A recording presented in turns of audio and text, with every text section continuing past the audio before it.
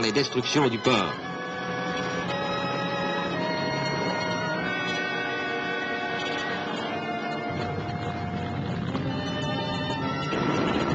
Nos blindés montent en ligne. Ils traversent des villages dont la bataille récente a arraché jusqu'aux traces de leur paisible passé.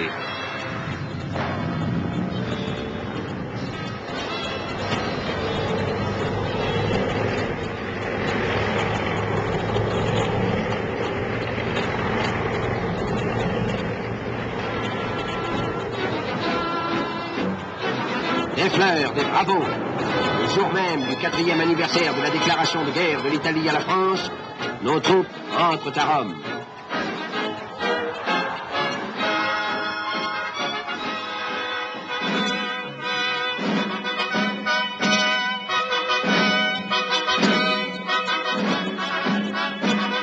Villa Médicis.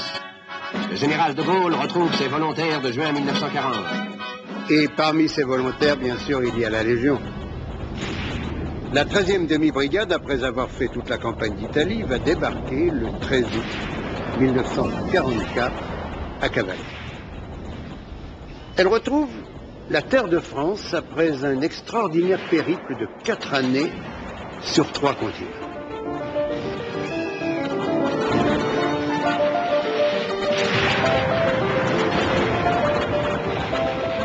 On remonte vers le nord, en livrant des combats toujours plus difficiles, avec des épisodes inattendus.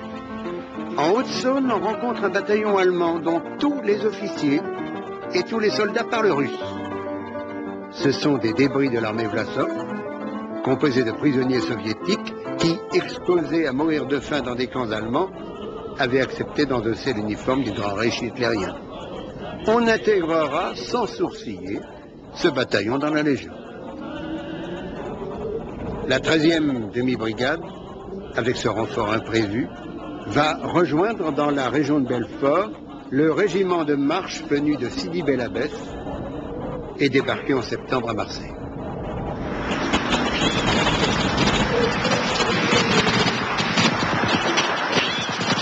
Qu'y a-t-il de commun entre la guerre que les plus anciens ont faite au Maroc ou aux confins sahariens et cette gigantesque entreprise aux moyens surhumains dans laquelle elles se font? Et pourtant, on ne la perd jamais de vue, la Légion. La libération de Montbéliard lui doit beaucoup, et aussi celle de l'Alsace. Quand Eisenhower déclare qu'il ne peut plus supporter l'existence de la poche de Colmar, Delattre fait donner la Légion. Elle laisse sur le terrain de véritables grappes de cadavres qu'un témoin verra le lendemain gelés, crispés sur leurs armes, figés dans un combat qui semblait se poursuivre dans l'au-delà.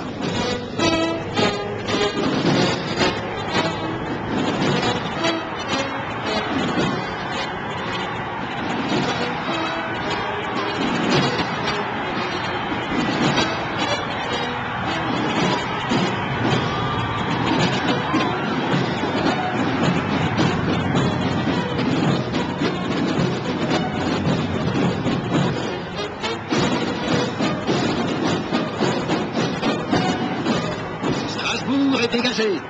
Nous sommes à Colmar. L'Alsace est libre. Le premier bataillon du régiment de marche ne s'arrêtera qu'au col de l'Arlberg, en Autriche, lors de la capitulation allemande. Ce qui attend maintenant la Légion, c'est le théâtre d'opération le plus lointain qu'elle ait jamais rejoint, plus lointain que le Mexique,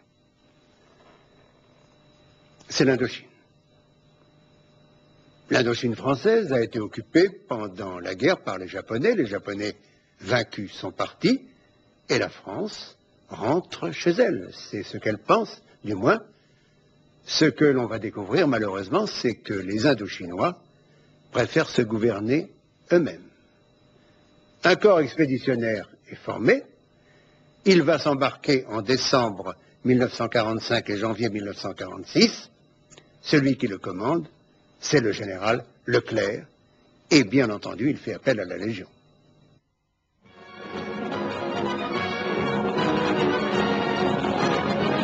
Un corps expéditionnaire destiné à relever les troupes françaises stationnées en Extrême-Orient va s'embarquer à Marseille sur le maréchal Joffre. Composé de régiments coloniaux, on y distingue côte à côte le légionnaire et le tirailleur sénégalais.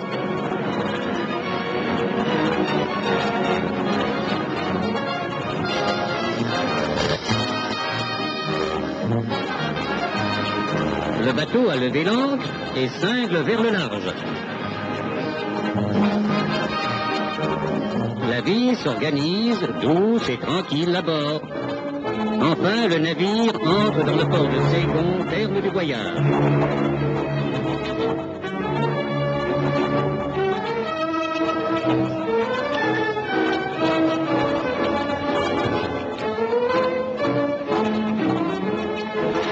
À peine débarqué, le corps expéditionnaire est passé en revue par les généraux Leclerc et Juin.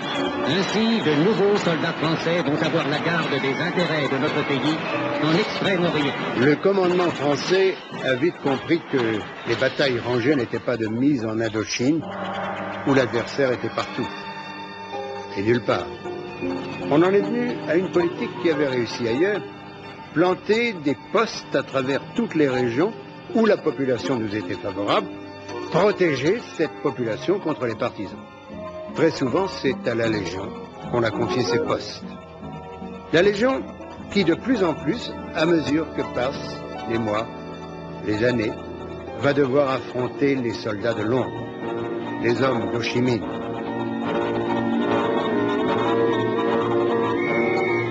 De Saigon, les trains partent vers l'intérieur du pays.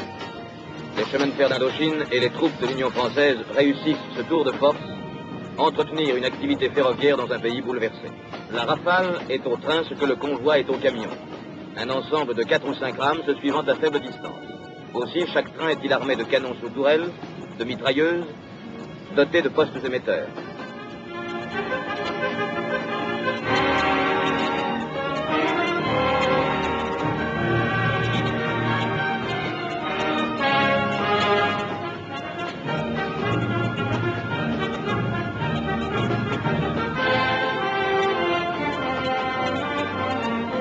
Alerte! C'est l'embuscade classique, le pont jeté au fond du ravin.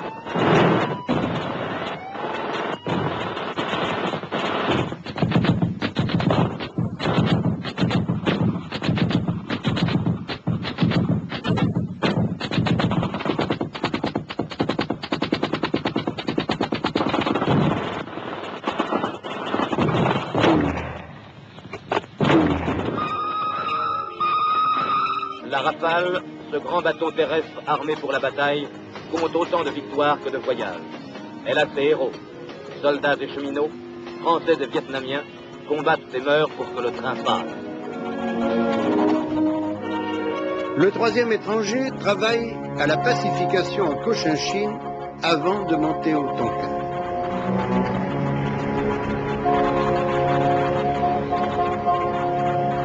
Dans la plaine des Joncs, au sud-ouest de Saigon, un marécage démesuré, un grand nombre de petits postes sont tenus par la 13e demi-brigade et le premier étranger de cavalerie.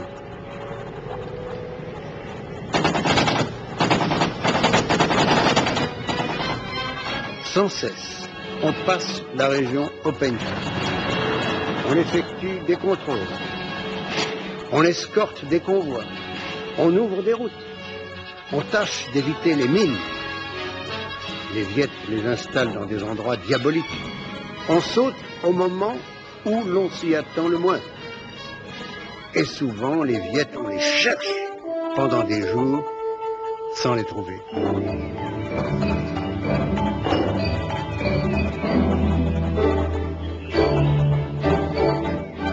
C'est au nord, en 1949-1950,